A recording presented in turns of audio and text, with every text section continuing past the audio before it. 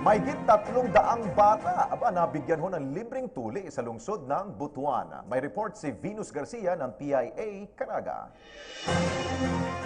Para sa misyon na magbigay tulong sa mamamayan sa pamamagitan ng Community Outreach Program, dinagsa ng mahigit 300 na mga bata na may 9 na taong edad ang pinangunahang Operation Tuli ng Father Saturnino Orius University High School Alumni Association sa pagkikipagtulungan ng Civil Military Operations 4th Infantry Division Philippine Army dito sa lungsod ng Butuan.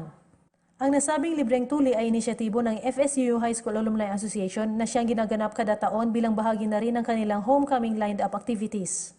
Ayon kay Association President Minnie May Dumanhog, mismong mga medical doctors na alumni ng nasabing universidad ang nagbigay ng kani-kanilang serbisyo. Kasama na rin ang volunteers ng Operating Room Nurses Association at mga medical practitioners ng Butuan City Medical Center.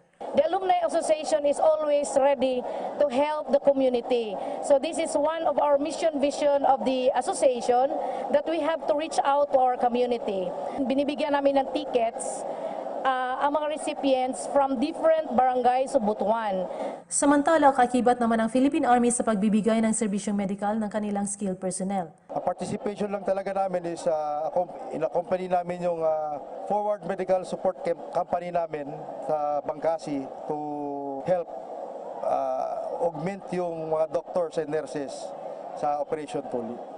Ayon kay 4th CMO Battalion Commander Lieutenant Colonel Manuel Valdez IV, ang kanilang partisipasyon ay pang-apat na sa magkakasunod na isinagawang Oplan Tuli at medical mission simula first quarter nitong taon.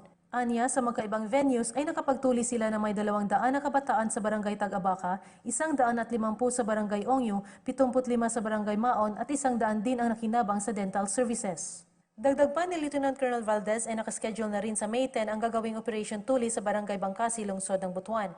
Namahagi rin sila ng libreng medisina sa mga tinutuli. Napapanahon naman ang kanilang isinagawang proyekto dahil nagkataong summer vacation kung saan walang pasok ang mga kabataan. Para sa PTV News, Venus L. Garcia ng PIA Caraga.